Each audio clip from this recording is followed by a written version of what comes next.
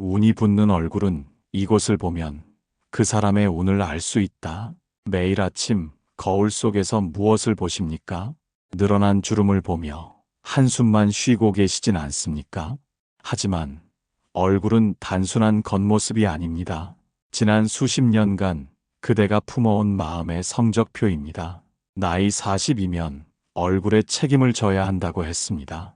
타고난 생김새는 부모 탓이라도 지금의 인상은 오롯이 그대의 마음이 빚어낸 결과물입니다.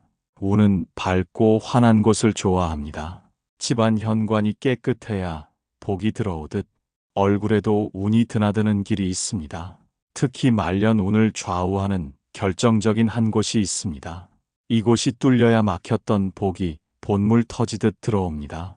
성형은 필요 없습니다. 마음을 고쳐먹고 표정을 바꾸면 관상은 얼마든지 귀하게 변합니다. 지금부터 돈 한 푼 들이지 않고 복을 부르는 관상의 비밀을 알려드리겠습니다. 제1장, 운이 들어오는 마당, 미간을 활짝 펴라. 관상학에서 사람의 운명을 볼 때 가장 먼저 그리고 가장 중요하게 보는 곳이 있습니다. 바로 두 눈썹 사이, 인당이라 불리는 곳입니다. 우리는 이곳을 운명의 마당이라고 부릅니다. 집으로 치면 대문 안으로 들어서자마자 보이는 마당과 같고, 우리 몸으로 치면 좋은 기운이 들어오는 숨구멍과도 같습니다. 이 마당이 넓고 깨끗하고 환하게 빛나야 바깥에 좋은 복이 거침없이 안방까지 굴러 들어옵니다.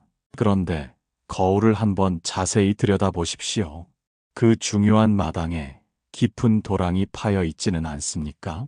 우리가 살면서 걱정이 많고 화가 나고 일이 뜻대로 안 풀릴 때마다 나도 모르게 미간을 잔뜩 찌푸리게 됩니다. 그 습관이 쌓이고 쌓이면 미간의 세로로 깊은 주름이 생깁니다. 관상학에서는 이것을 현침문, 즉 바늘이 매달려 있는 모양이라 하여 매우 흉한 주름으로 봅니다. 생각해 보십시오. 복이 들어오려다가도 대문 앞에 날카로운 바늘이 꽂혀 있으니 놀라서 달아나지 않겠습니까?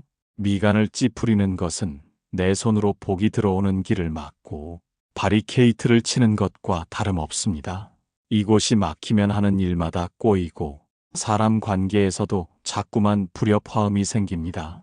물론 나이 들어 생긴 자연스러운 주름은 연륜이라 할 수 있습니다. 하지만 신경질적으로 굳어진 미간의 주름은 다릅니다. 그것은 내 마음이 옹졸하고 편협해져 있다는 신호입니다.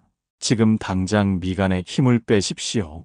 의식적으로 눈썹과 눈썹 사이를 멀어지게 한다고 생각하며 펴주십시오. 잘 안 된다면 손가락으로 부드럽게 마사지하며 문질러 주십시오. 아이고, 내가 그동안 너를 너무 괴롭혔구나. 이제 좀 편해지자 하면서 말입니다.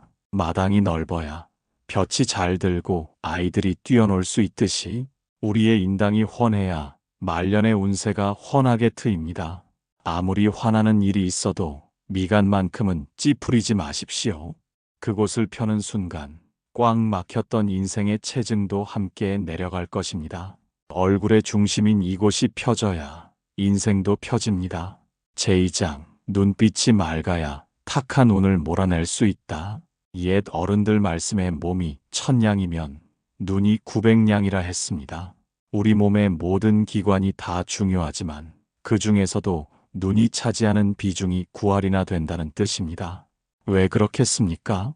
눈은 단순히 사물을 보는 도구가 아니라 그 사람의 정신과 영혼이 밖으로 드러나는 유일한 창구이기 때문입니다. 우리가 누군가와 대화를 할 때 상대방의 눈을 봅니다. 입으로는 거짓말을 할 수 있어도 눈으로는 거짓말을 못한다고 했습니다. 입으로 아무리 번지르르한 말을 해도 눈빛이 흔들리거나 탁하면 저 사람은 믿을 수 없구나 하고 본능적으로 느끼게 됩니다. 그래서 관상학에서는 눈의 모양보다 더 중요하게 보는 것이 바로 눈의 빛, 즉 안광입니다. 나이가 들면 노안이 와서 눈이 침침해지는 것은 자연스러운 현상입니다.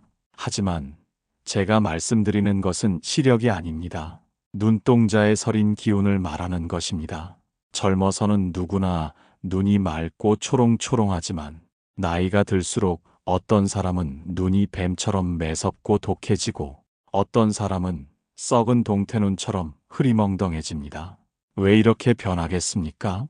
마음속에 쌓인 욕심과 분노, 그리고 지나온 삶의 후회가 눈을 덮어버렸기 때문입니다.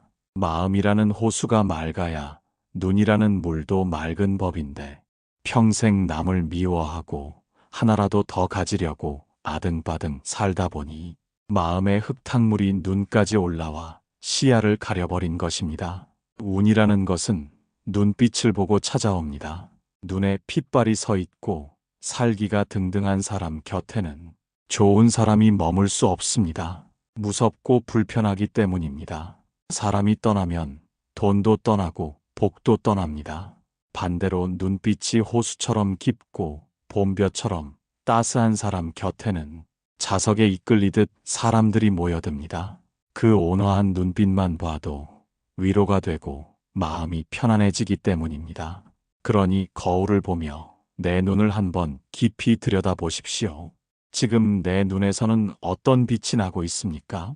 혹시 누군가를 쏘아보는 날카로운 빛이거나 아니면 삶의 의욕을 잃어버린 탁한 빛은 아닙니까?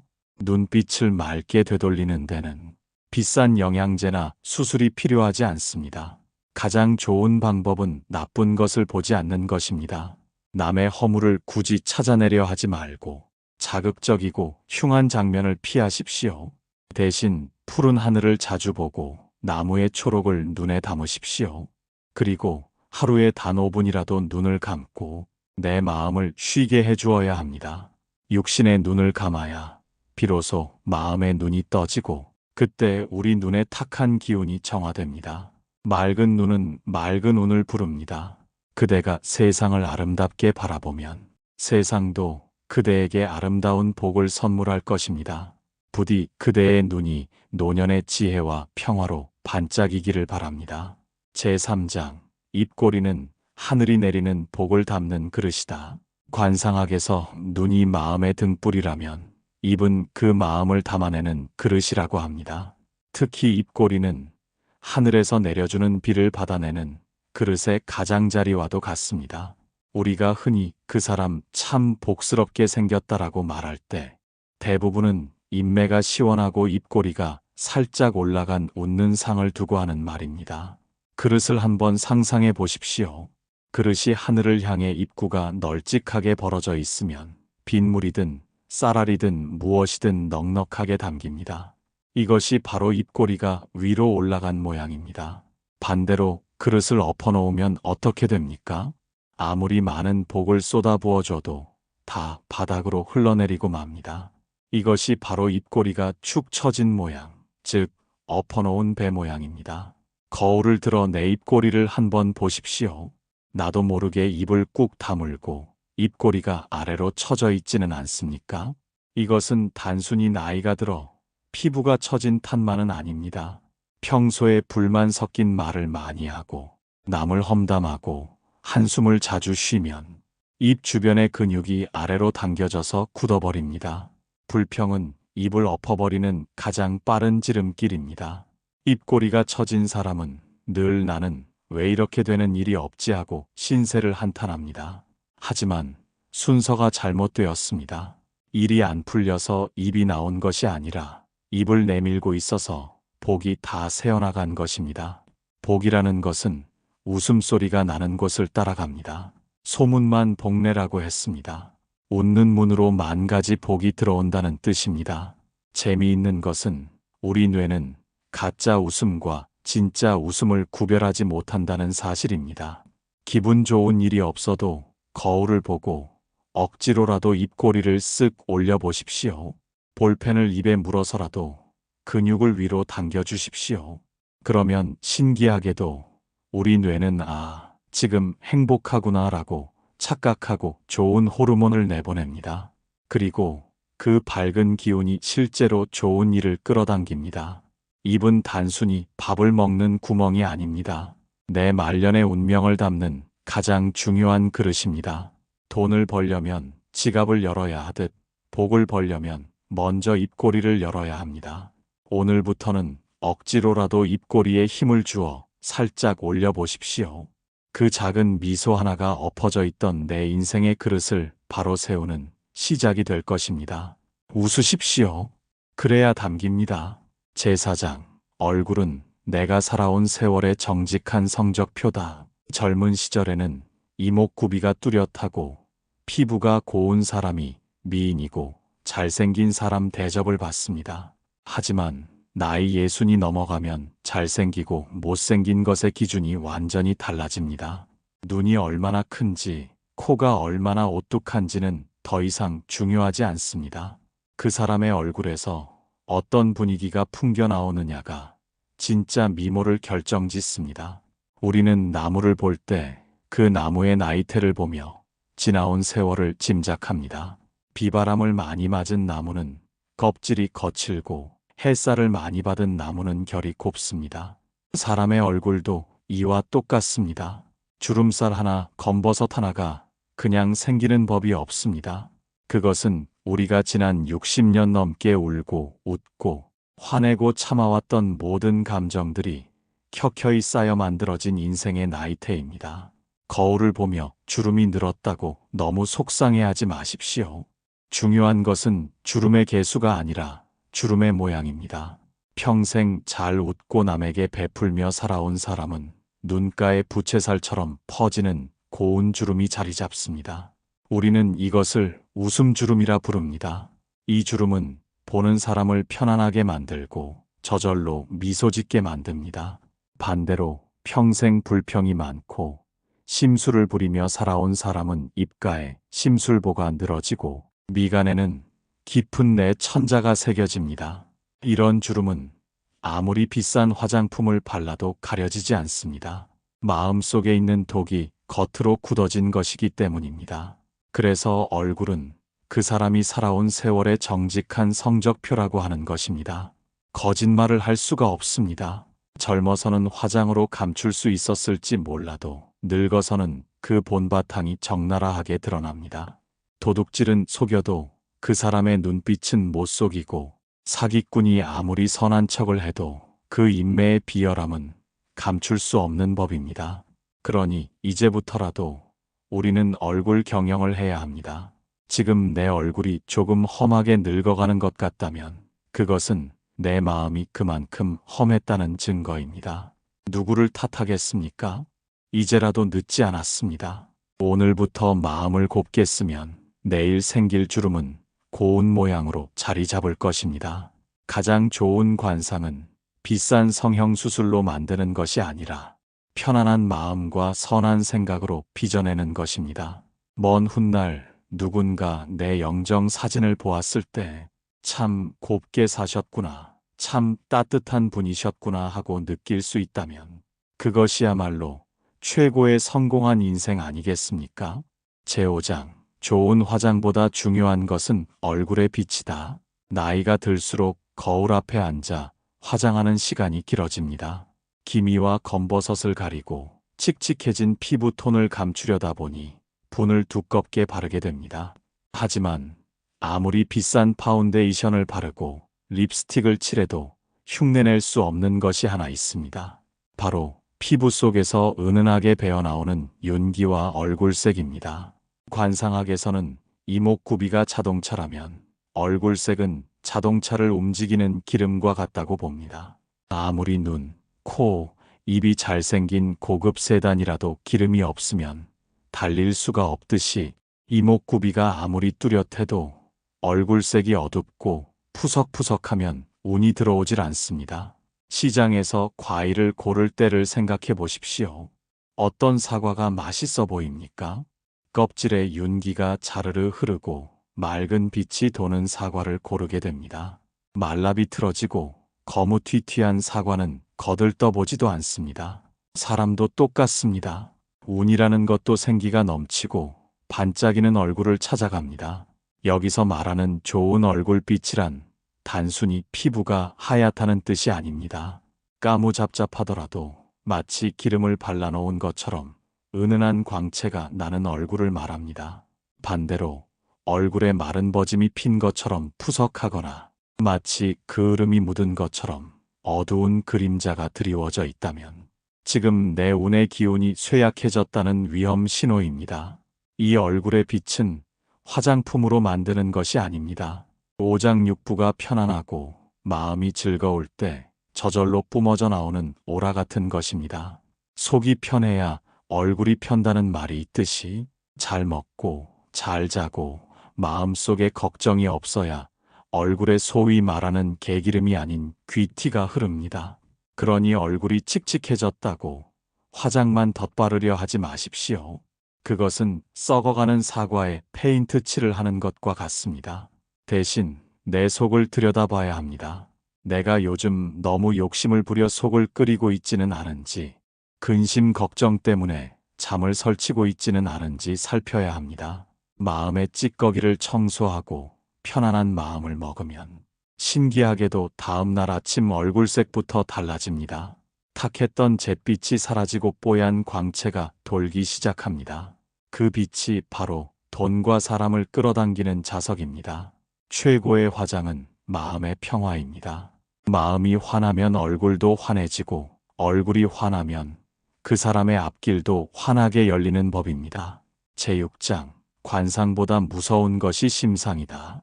옛말에 사주가 아무리 좋아도 관상만 못하고 관상이 아무리 좋아도 심상만 못하다는 말이 있습니다. 여기서 심상이란 바로 마음의 생김새를 뜻합니다. 결국 점을 치는 사주나 얼굴을 보는 관상보다 더 무섭고 강력한 것이 바로 내가 먹는 마음이라는 것입니다. 이것은 관상학의 가장 큰 비밀이자 우리에게 주는 희망의 메시지입니다. 아무리 천하의 명당 자리에 집을 지어도 주인이 관리를 안 하면 폐가가 되듯이 아무리 부귀영화를 누릴 좋은 관상을 타고났어도 마음보를 고약하게 쓰고 욕심을 부리면 그 좋은 운이 다 깨져버립니다. 반대로 조금 못생기게 태어났거나 관상학적으로 좋지 않은 부위가 있더라도 그 사람이 마음을 넓게 쓰고 늘 베풀며 살면 흉했던 관상이 점점 복스러운 관상으로 변해갑니다. 이것을 변상이라고 합니다. 관상은 고정된 것이 아니라 내 마음의 날씨에 따라 시시각각 변하는 생물과도 같습니다. 얼굴은 얼이 드나드는 굴이라고 했습니다. 내 영혼이 맑으면 그 입구인 얼굴도 맑아질 수밖에 없습니다. 마음속에 칼을 품고 있으면 얼굴에 살기가 돌고 마음속에 꽃을 품고 있으면 얼굴에 향기가 돕니다. 그러니 혹시라도 점을 보러 갔다가 나쁜 소리를 들었다고 해서 기죽지 마십시오. 내가 내 관상을 논하느냐, 나는 내 심상으로 내 운명을 뜯어 고치겠다 하는 배짱을 가지십시오. 최고의 관상가는 점쟁이가 아니라 바로 매일매일 마음을 닦고 있는 그대 자신입니다. 성형외과 의사는 칼을 대서 겉모습만 고치지만 우리는 선한 마음으로 운명의 뿌리를 고칠 수 있습니다. 거울을 보기 전에 먼저 마음을 들여다보십시오. 마음이 고와지면 얼굴은 저절로 귀해집니다.